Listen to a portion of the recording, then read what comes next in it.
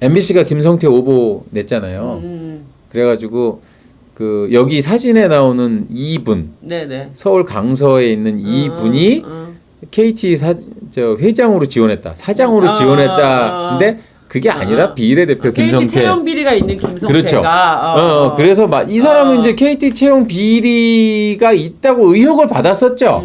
근데 이제 재판에서는 그게 아니라고 이제 나왔었던 거죠.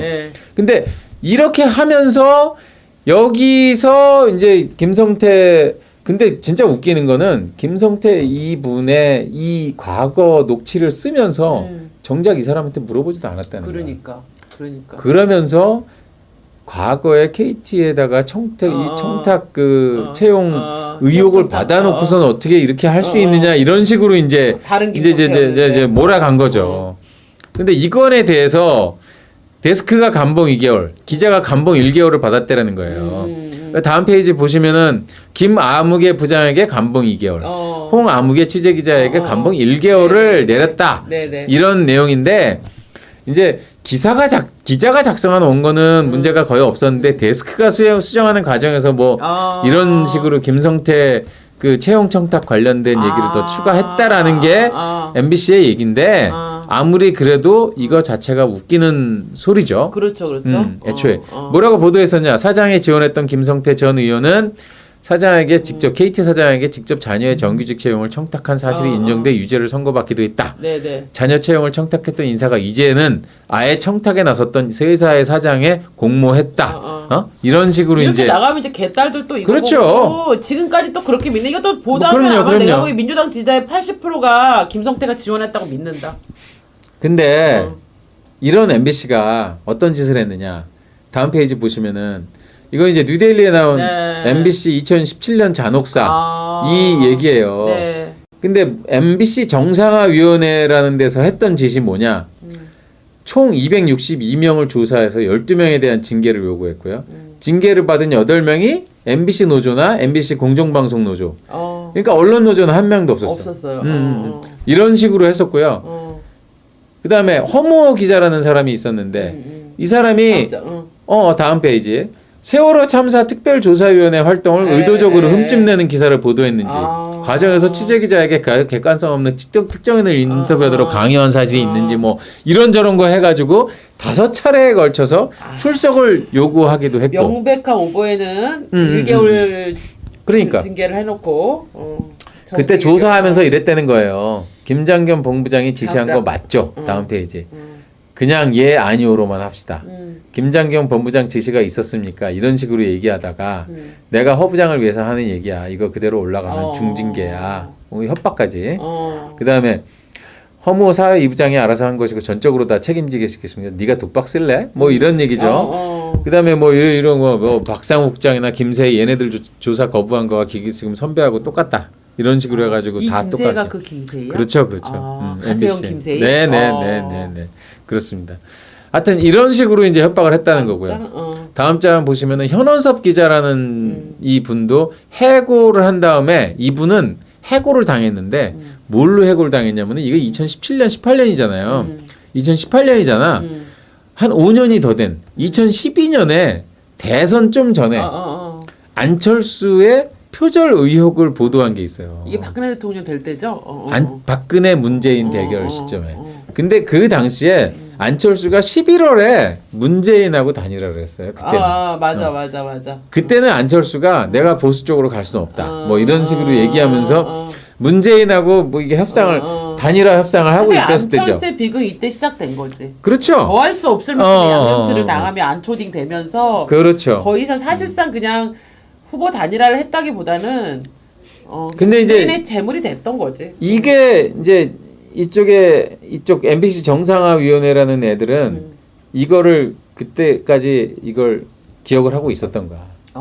이걸 죽이겠다. 쟤를 손보겠다라는 거야. 왜냐? 그때 문재인하고 단일화하기 전에 안철수의 어떤 이 흠집을 내는 기사를 함으로써 단일화 효과를 낮추고 문재인이 대통령이 되는데 부정적인 효과를 만들었다라고 보는 거죠, 이게요. 그래서 그 정권 바뀌고 문재인 정부가 되자마자 얘를 해고했구나. 그렇죠. 그래서 5차례 조사를 한 다음에 2018년 5월 11일 해고를 했어. 뉴스 내용을 갖고. 어. 6년 지난 뉴스 내용을 가지고. 근데 이걸 가지고 뭐라 그러냐? 제보에 의한 검증 부재, 사실 확인의 오류, 공정성 외면, 소극적 반론 부여. 아니, 문장 하나하나가 사실은 너무 구차하잖아, 이게 아니 공정성 외면, 소극적 반론 부여. 반론 부여를 했으면 반론 부여지 무슨 소극적 반론 부여야. 그다음에 이 건에 대해서 이 현원섭 기자라는 사람이 서울지방법원에서 부당해고 판결을 받았어요. 부당해고 이 건에 대해서. 그래가지고 복직을 한 거야. 최승호가 다시 항소를 했어요. 서울고등법원이 또 기각을 한 거야. 그러니까 이건 진짜 안 되는 거구나 해가지고 상고를 포기한 거예요. 사측이. 그러면 다시 복직을 시켜줘야 되잖아. 그렇죠. 복직을 시킨 다음에 바로 6개월 정직을 내려요 또. 미친놈이구나. 이런 식으로 이제 보복을 하는 거죠. 이렇게 해가지고 다음 페이지 보시면은 이 사람이 좀 진짜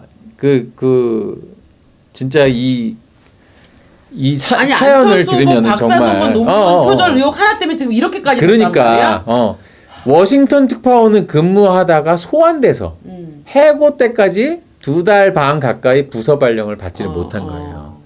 그 다음에 5차례의 조사를 받고 이랬던 거죠. 그래서 이렇게 해고가 된 거예요. 이렇게요. 네. 근데 다음 페이지 한번 보시죠. 이건 어떠세요?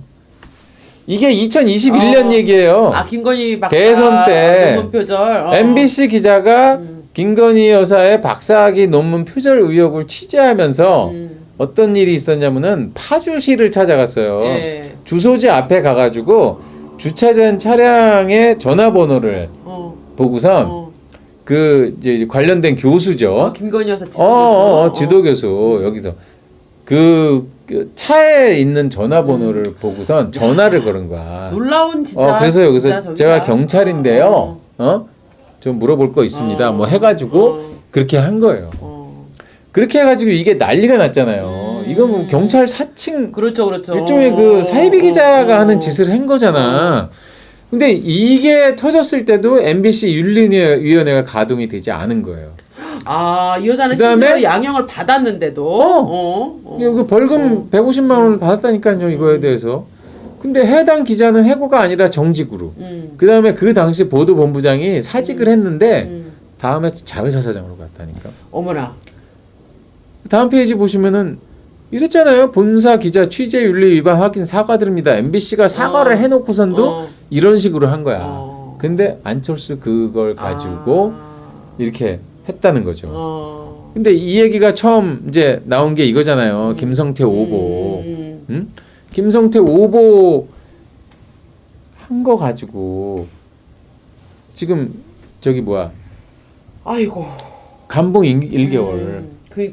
그러니까 이게 이 언론노조원하고 언론노조 아닌 사람은 언론노조는 말도 안 되는 이런 취재윤리 위반에다가 온갖 진짜 진짜 거의 범죄 행위에 준하는 행위를 해도 감봉에다가 경찰 사칭하고 이래도 그러니까 감봉에다가 뭐 윗대가리들은 나중에 뭐 영전까지 하고 이러는데 이건 취재윤리 위반도 아니고 보도에 약간의 논란이 있었던 그리고 해고 사유가 아니라고 법원에서 판결을 받은 것 가지고도 다시 중징계를 하고 이게 정말 얼마나 이 표독스러운 어떤 이런 감정적인 어떤 보복이에요 이게 진짜. 그러네요.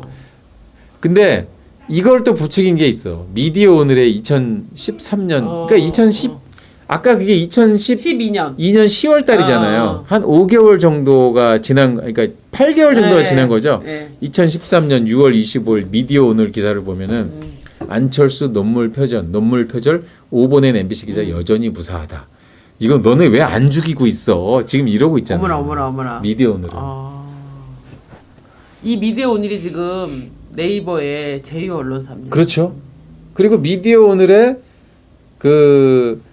솔직히 말하면 내가 미디어 오늘 창간 당시에 있었고 내가 지원했던 사람인데 내 선배들도 많이 가 있고 예. 미디어 오늘을 처음 만들 때 우리의 마음은 찌라시였어요. 그렇죠. 이걸 언론이라고 만든 게 아니야. 그렇죠. 완벽하게 너무 한겨레만 이런데도 공정하려고 조금 객관성을 유지하려고 애를 쓰니까 아예 그냥 그럼요. 대놓고 대놓고. 퍼포보도를 하는 우리 그렇죠.